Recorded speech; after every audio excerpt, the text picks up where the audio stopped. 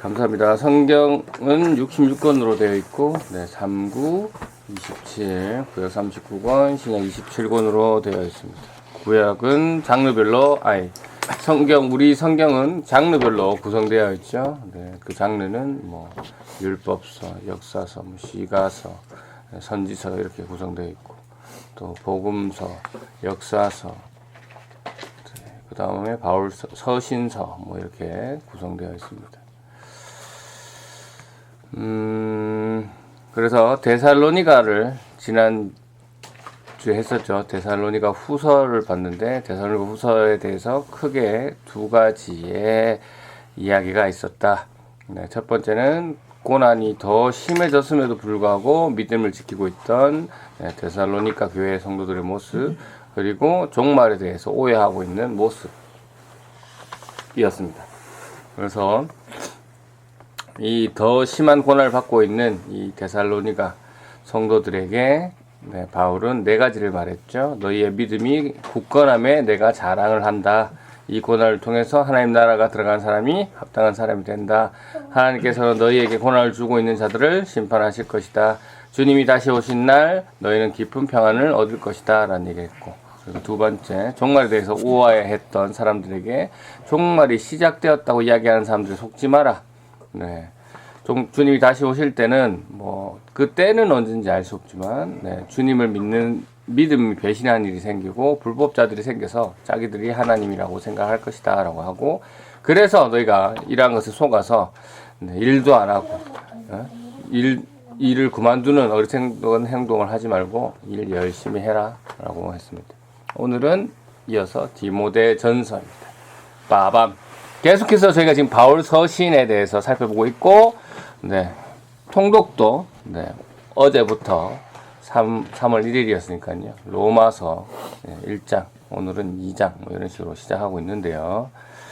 그래서 바울 서신 몇 권? 4 하나? 13, 8 하나, 13권입니다. 13권. 바울 서신은 크게 제가 말씀드린 적이 있는데 어떻게 보느냐, 두 부분으로 나눌 수 있겠죠. 장소로 기준을 보느냐, 아니면 대상을 기준으로 보느냐. 장소는 옥중에서 썼으면 옥중서신, 전도 여행에서 썼으면 그렇게 나눠진다 했고, 그 다음에 대상에 대해서, 교회에 대해서 썼느냐, 개인에 대해서 썼느냐라고 했을 때 그렇게 구분되어진다라고 했습니다. 그래서 오늘 디모데 전서, 디모데 누굽니까? 장소, 교회 이름입니까? 사람입니까? 사람입니다. 오늘부터 바로 개인에게. 그래서 개인에게 쓰는 것인데 요거를 다른 말로 목회서신이라고 합니다. 목회서신. 누가 누구에게 썼죠? 바울이 디모데에게 맞습니다. 이제 제목만 봐도 이제 그런 걸 알 수가 있죠. 바울은 자신이 가장 오래 머물러서 사역했던 에베소 교회를 디모데에게 가서 사역하라라고 맡겼습니다. 그만큼 디모데를 신뢰하고 아끼고 사랑했음을 알 수 있습니다. 디모데는 어떤 사람인가? 성경에 나와 있습니다. 사도행전 16장에 처음 나오는데요. 제가 1절, 3절을 적어놨죠. 한번 읽어보겠습니다. 시작. 바울이 더베를 방문하고 루스드라에 이르렀을 때 마침 디모데라는 젊은 제자가 그곳에 있었습니다. 디모데의 어머니는 유대인으로서 예수를 믿는 사람이었으나 아버지는 그리스인이었습니다. 디모데는 이고니온의 신자들에게 평판이 좋았습니다. 바울은 전도 여행에 디모데를 데리고 싶었습니다. 그런데 디모데의 아버지가 그리스인이라는 것을 그 지방에 사는 모든 유대인이 알고 있었기 때문에 바울은 디모데에게 할례를 베풀었습니다. 이거 보시고 질문을 던져보겠습니다. 디모데라는 인물에 대해서 질문을 던집니다. 디모데가 살던 곳은? 에베소. 살던 곳. 루스 살던 곳이라 하니까 이상하군요. 근데 디모데가 어렸을 때부터 자라왔던 것은 루스드라. 예. 더베나 루스드라가 되겠는데 뭐 네, 루스드라. 그 다음에 디모데의 어머니는 유대인. 디모데의 아버지는 그리스. 네, 그리스인, 헬라인. 디모데의 어머니는 유대인이었는데 어떤 유대인이었습니까? 예수를 믿는 유대인. 디모데의 나이는 젊은. 네, 잘 모르겠으나 젊었다. 젊은 제자가 그곳에 있었다라는 것을 알 수가 있습니다. 디모데에 대한 평가, 사람들의 평가는 어떻습니까? 2절. 예, 평판이 좋았습니다. 개역 개정에는 칭찬받는 자다. 세번행에는 호평을 받는 자다라고 기록되어 있습니다. 이런 평판이 좋은 디모데지만 바울은 이 좋은 평판을 더 좋게 하기 위해서 할례를 베풀었다라고 되어 있습니다. 디모데가 할례를 받을 필요가 있을까요, 없을까요? 있었겠죠. 없었다. 디모데는 유대인입니까, 아닙니까? 유대인이고 저 아버지는 그리스인이니까. 그럼 유대인입니까, 아닙니까? 아니지. 아니라고 볼 수 있습니까? 사실 반이잖아요, 반. 어머니가 유대인이고 아버지가 그리스인이면, 그러니까 그리스 헬라인이잖아요. 그러면 반이잖아요. 그럼 정통 유대인이 아니란 말이죠. 이 할례는 누가 받는 겁니까? 정통 유대인들이 율법에 의해서 받는 거잖아요. 그런데 사실 그렇기 때문에 할례를 이방인이기 때문에 반만 유대인이기 때문에 그걸 안 해도 됩니다. 네. 할례를 안 받아도 돼요. 그런데 바울은 할례를 주더라. 왜? 누구 때문에? 거기 보세요. 3절.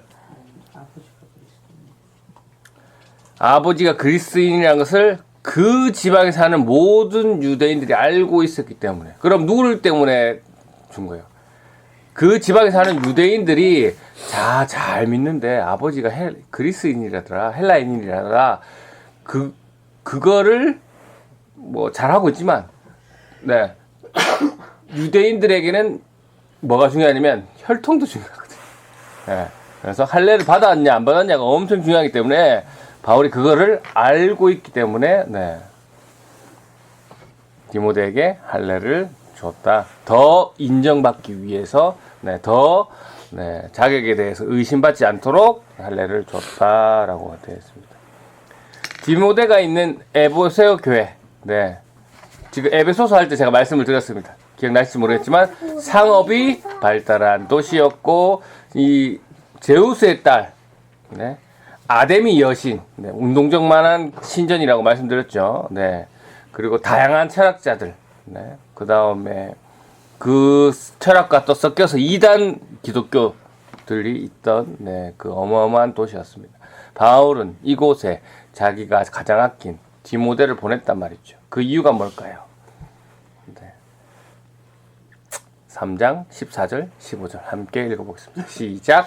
그대에게 서둘러 가기를 원한다면서도 이 글을 쓰는 것은 혹시 내가 빨리 가지 못할 경우에 그대가 하나님의 집에서 해야 할 일을 알려주기 위해서입니다. 이 집은 살아계신 하나님의 교회이며 진리의 터여 기둥입니다. 네, 바울이 에베소 교회에게 디모데를 보낸 이유, 하나님의 집에서 해야 할 일을 하기 위해서다. 하나님 집은 무엇이냐? 에베소 교회가 되겠죠. 하나님 교회는. 네. 그래서 하나님의 집에서 디모데가 해야 할 일, 크게 오늘 3가지로 나눠서 준비해 드렸습니다. 첫째, 다른 교훈을 멀리하고 바른 교훈을 가르쳐라 라고 했습니다. 디모데전서 1장 3절입니다. 읽어볼까요? 시작. 내가 마게도니아로 떠나면서 일러준 대로 에베소에 그대로 머물러 있기를 바랍니다. 에베소의 몇몇 사람들이 잘못된 것을 가르치고 있으니 그곳에 머물며 그들이 그렇게 하지 못하도록 막아주셨으면 합니다. 라고 바울이 디모데에게 시키고 있습니다. 잘못된 가르침은 무엇이냐? 크게 2가지가 나오는데요. 첫 번째는 신화와 끝없는 족보 이야기를 하는 자들에 대해서, 2번째는 금욕적인 가르침을 하는 자들에 대해서 이야기를 하고 있습니다. 네, 잘못된 가르침을 좀 더 구체적으로 볼게요. 1장 4절 말씀 한번 읽어볼까요? 시작. 신화와 끝없는 족보 이야기에 정신을 팔지 못하도록 명령하려는 것입니다. 그러한 것들은 믿음 안에서 세우신 하나님의 경륜을 이루기보다는 도리어 쓸데없는 변론을 일으킬 뿐입니다. 네. 자, 첫 번째, 신화와 족보. 이게 뭐냐면요. 이 신화는 사실이 아닌 이야기를 이야기하고요.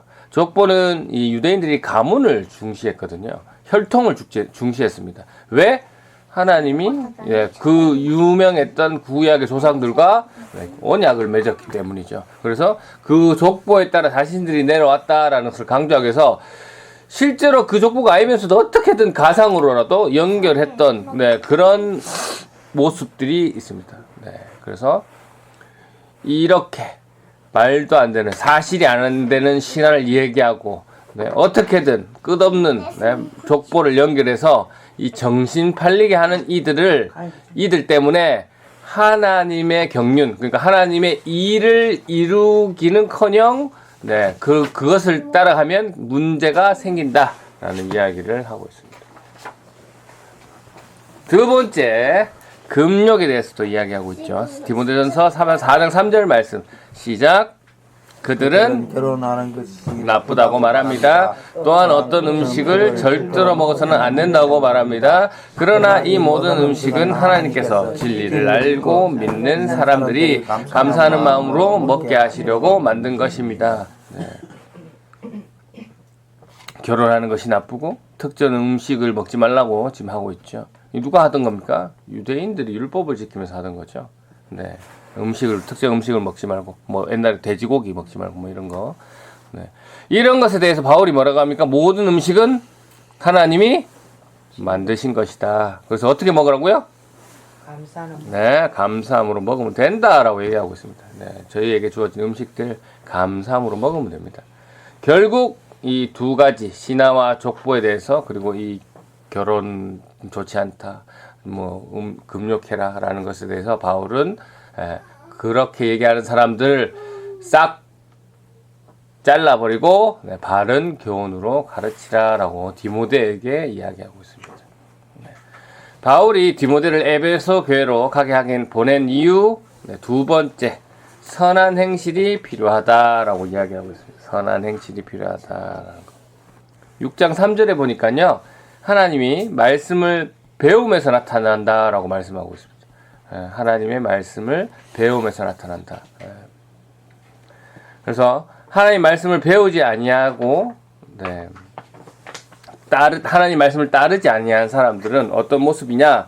6장 4절, 5절에 보니까요, 교만하고 아무것도 알지 못하고 논쟁과 말다툼을 일삼는 병든 사람이다. 이런 사람들에게는 남을 시기하고 분쟁을 일으키고 비방하고 악한 의심을 하고 금욕하는 것을 자신의 이득의 수단으로 생각한다라고 합니다. 하나님의 말씀을 배우지 않고 따르지 않는 사람들. 그런데 하나님의 말씀, 이 바른 교훈을 따르는 사람들은 그 뒤에 나오는 또 6장 6절에서 8절에서 보니까 지금 가지고 있는 것에 만족하고 우리가 처음 이 세상에 올 때 아무것도 가지고 오지 않았음을 또 우리가 갈 때도 아무것도 못 가지고 감을 이야기하고 있으면서 어차피 안 가져왔고 안 가져갈 거 어떻게 알아? 지금 먹을 음식, 지금 입을 옷이 있다는 것에 감사해야 된다라고 바울이 이야기하고 있어요. 바울이 디모데를 이 에베소서에 보낸 이유 세 번째, 올바른 직분이 중요하다라고 이야기하고 있습니다. 선한 행실을 하는 자들은 올바른 직분을 행하는 자들인데요. 여러 직분자에 대해서 좀 나오지만 대표적으로 두 가지만 달아보겠습니다. 첫 번째, 감독에 대해서 얘기합니다. 감독. 올해는 지금으로 따지면 목회자들을 얘기하는 거죠. 이 3장 1절부터 나오는데 이 감독은 어떻게 해야 되냐? 선한 일을 사모해야 되고 손가락질을 받아서는 안 되고 한 아내의 남편이 되며 절제할 줄 알아야 되고 지혜롭고 사람들부터 존경을 받아야 되고 남을 잘 대접해야 되고 잘 가르쳐야 되고 술을 많이 마시지 않아야 되고 싸움을 좋아하지 않고 신사답게 평온하게 행동하며 돈을 사랑하지 않아야 한다. 그리고 자녀들이 아버지를 존경하고 신뢰할 수 있도록 자기 가정을 잘 다스려야 된다. 자신의 가정도 잘 이끌지 못하면서 어떻게 하나님의 교회를 잘 이끌 수 있겠느냐라고 합니다. 그리고 감독이 될 사람들은 교회 밖의 사람들에게도 좋은 평판을 받아야 된다라고 말씀하고 있습니다. 그 다음에 이어서 집사들도 나오는데요. 집사들은 또 3장 8절부터 나옵니다. 집사들도 감독들과 마찬가지로 사람들에게 존경을 받는 사람이어야 되고 한 입으로 두말하지 않아야 되고 술을 마시고 흥청대지 않아야 되고 남을 속여서 자신의 이익을 챙기는 사람이어야 이어서는 안 된다. 하나님께서 알게 하신 믿음을 통해서 옳다고 판단되는 것을 행하는 사람이어야 된다. 한 아내의 남편이어야 되고 자기 가정을 잘 다스려야 된다라고 집사에 대해서 이야기하고 있습니다. 하하하하. 그렇죠. 네, 집사에 대해서. 자, 오늘 바울은 자신이 사랑하고 아끼는 제자 디모데에게 세 가지를 당부했죠. 첫 번째, 디모데야, 에베소 교회에 가거든 다른 교훈을 얘기하는 사람들을 바르게 가르쳐라. 두 번째, 선한 행실을 할 수 있도록 가르쳐라. 세 번째, 직분자들이 올바른 행동을 할 수 있도록 올바른 직분자를 세워라 라고 이야기하고 있습니다. 오늘 이 여러 말씀 가운데 우리가 뭐 여러 묵상할 분들이 엄청 많잖아요. 저는 감독에게 주신 말씀에 집중했습니다. 제가 또 목회자이기도 하니까 뭐 어떤 거에 꽂혔냐? 네 가정부터 잘해라 입니다. 자신의 가정도 잘 이끌지 못하면서 어떻게 하나님의 교회를 잘 이끌 수 있겠느냐라는 것에 꽂혀서 가정부터 저부터 잘해야겠다라는 묵상을 했습니다. 여러분 어떻습니까? 여러분도 교회에서만 잘해서는 안 됩니다. 가정부터 잘해야 됩니다. 가정부터. 그래야 좋은 리더십으로 교회에서도 그게 선한 영향이 끼칠 수 있다라는 거. 지금 나라가 혼란스럽습니다. 뭐 여기서 나오던 첫 번째 다른 교훈을 멀리하라는 것처럼 이 다른 교훈을 마치 바른 교훈인 것 마냥 이야기하는 이들이 많죠. 그리고 이 다른 교훈을 행하면서 이것이 마치 선한 일인 것처럼 두 번째 선한 행실을 하는 것처럼 가르치는 사람이 있습니다. 그것이 올바른 직분자가 행해야 되는 것인 것처럼 가르치고 있어요. 보통 문제가 아닙니다. 그래서 우리가 이러한 상황들 속에서 다른 교회 말고 우리 교회, 우리 부산 레포츠 교회는 뭐 다른 사람이 어떻게 다 비판하는 것보다 먼저 우리 자신들 보고 우리 가정부터 하나님 말씀을 배우기를 즐겨하고 사모하고 읽기를 즐겨하고 해서 어떤 게 바른 교훈인지 정말 하나님이 바르게 원하시는 게 뭔지 하나님의 말씀의 뜻이 무엇인지를 배우고 실천하는 그런 삶을 통해서 이 세상에 특별히 우리나라가 지금 혼란 가운데 있잖아요. 이 가운데 본이 되는 그러한 모습으로 살아가는 저희 교회들이 여러분들이 되시기를 주님의 이름으로 축원합니다. 아멘. 감사합니다.